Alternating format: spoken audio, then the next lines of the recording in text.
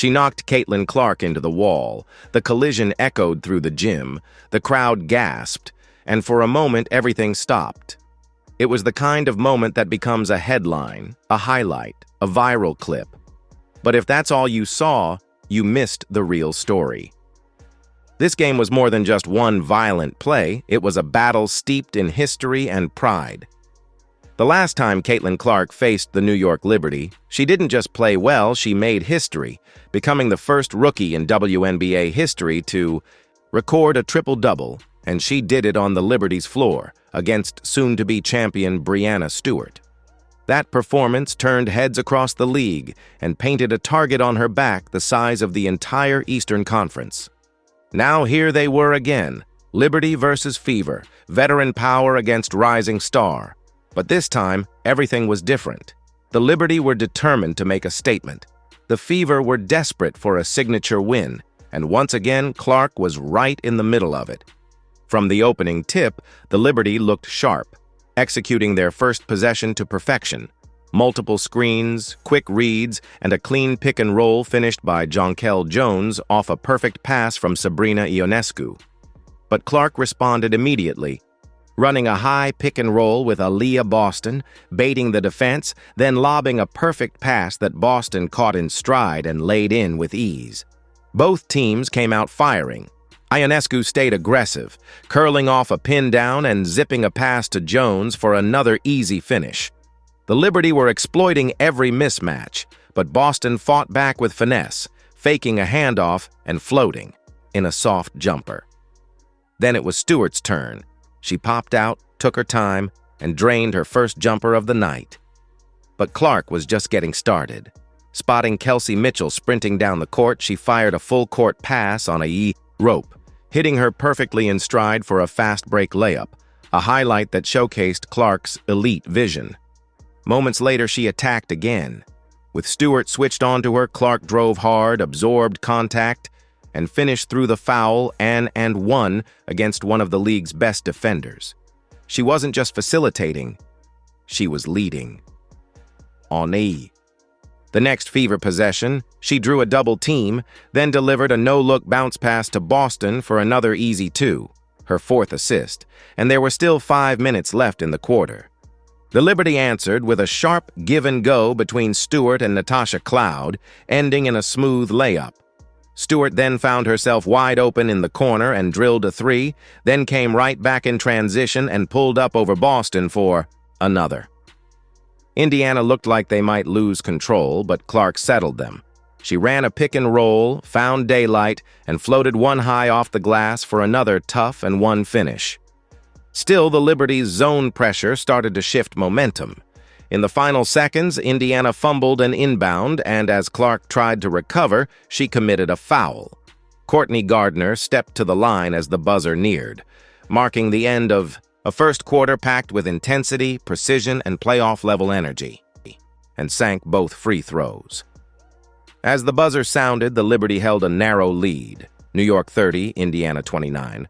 But Caitlin Clark had already made it clear. She came ready to battle.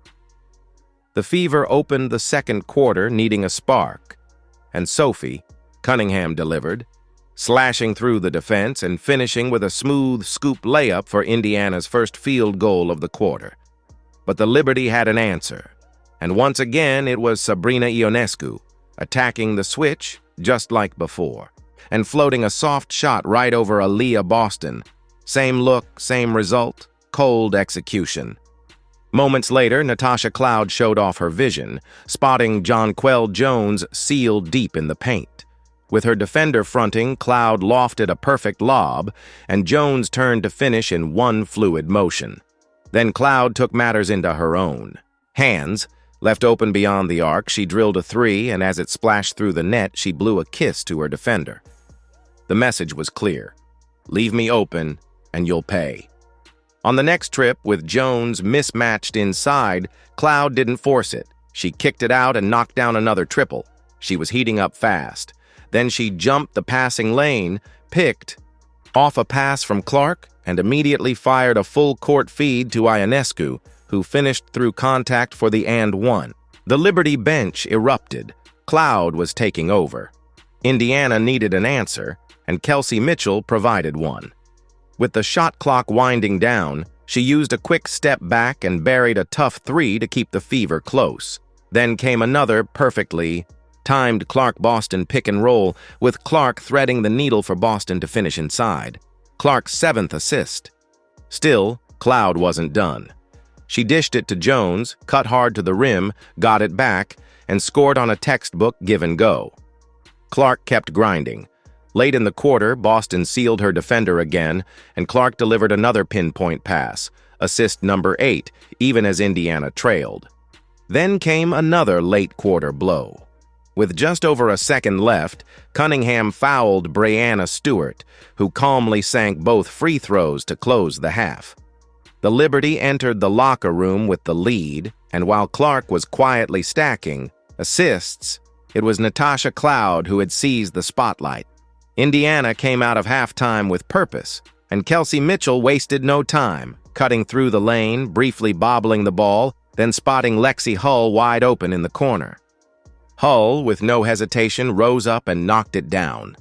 From deep, Lexi Hull gave the Fever a clean start to the second half, but the Liberty answered immediately.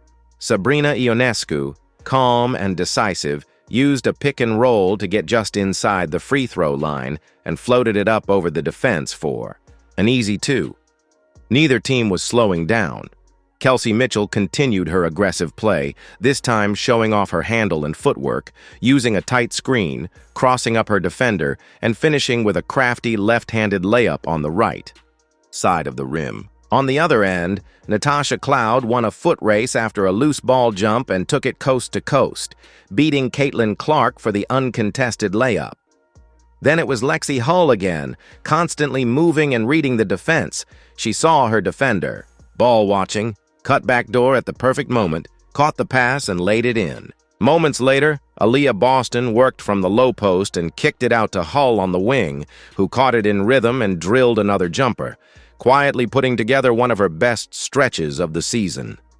As always, Clark and Boston stayed in sync. Clark hit Boston on a short roll, and the all-star forward floated it in softly from the lane. But the Liberty responded with some two-player magic of their own. Running a horn set, Cloud initiated the action and handed it off to Breanna Stewart, who quickly returned the pass as Cloud cut hard to the rim. The timing was flawless, the finish clean. Beautiful basketball. Still, Indiana stayed aggressive.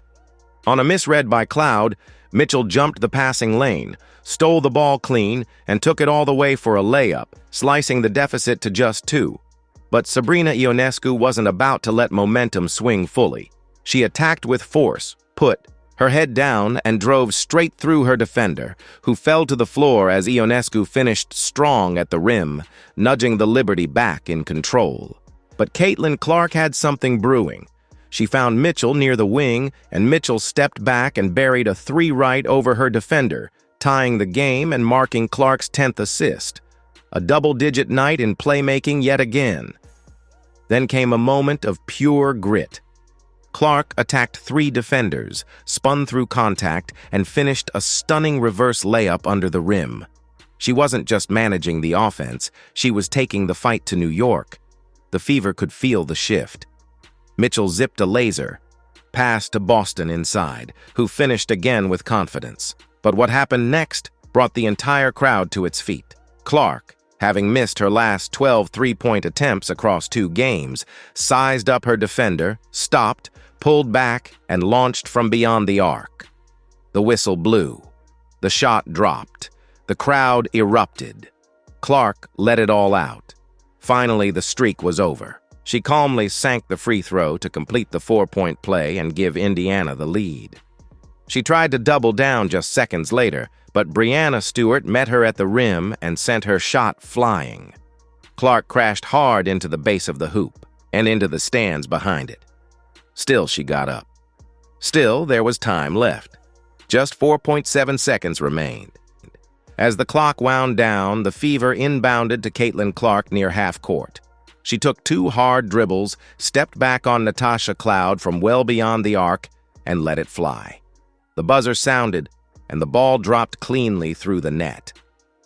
A logo 3. The crowd erupted. In the blink of an eye, she went from cold to unstoppable. 2 threes in a row, and just like that, the Fever, who had trailed by 9 at halftime, now led by 8 heading into the final quarter. It was electric. It was defiant. It was classic Caitlin Clark. Indiana started the final frame strong. After securing an offensive rebound, Aaliyah Boston found Natasha Howard under the basket, who powered it up through contact for a 10-point lead. But they failed to capitalize next. Cloud drove into traffic and lost the ball, giving Kelsey Mitchell a clear path, but she shockingly missed a wide-open layup. The Liberty ended their scoring drought when Jonquel Jones hit a tough one-legged fadeaway over Boston. Momentum began to shift. On the next play, the Liberty lost track of Howard again, who scored under the rim through contact. But Cloud responded, crashing the glass, grabbing her own miss, weaving through defenders and scoring. She then stole the ball and led the fast break, threading a perfect bounce pass to Breanna Stewart for a layup. Suddenly, the lead was slipping. Sabrina Ionescu took command, finding Jones behind the arc, who stepped into a deep 3 and nailed it, cutting the deficit to 1. On the next possession, a pick and pop with Ionescu gave Jones another look. This time, she stepped back and buried another 3. Jones was on fire with 24 points, and Liberty had taken the lead. Indiana kept fighting. Boston ran the floor, missed a layup in transition, but battled for the rebound and tied the game. Ionescu answered with a tough mid-range jumper, rising over her defender. Clark responded, splitting a pick and roll and slicing to the rim for a smooth layup, tying it again. In transition, Jones drew a foul on Clark and calmly sank both free throws. On the other end, the Fever ran a Spain pick and roll that freed Boston, who was fouled and hit both free throws to tie the game once more. Under 10 seconds left, neither team had pulled away. But with just over 7 seconds to go, Ionescu attacked the lane, drew a foul, and knocked down both shots, putting New York up by 2. Indiana had one last chance. With under 3 seconds left, the ball went to Clark at the top. She tried to create space, felt there was contact, but no whistle came. She lost control of the ball, and the game ended. Some called it a controversial no call. Many Fever players argued with the referees post-game, but it changed nothing. Natasha Cloud celebrated locking up Clark, and the Liberty celebrated a thrilling win.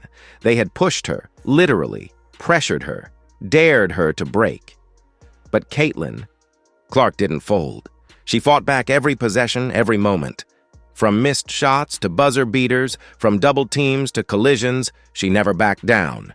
In the end, New York took the win, but it was Clark who turned the third quarter into a test of will. The logo 3, the 4-point play, the comeback. Push. Sure, they knocked her into a wall, but it never touched her heart. And if this game proved anything, it's that you can hit her hard, but you better be ready for what comes next.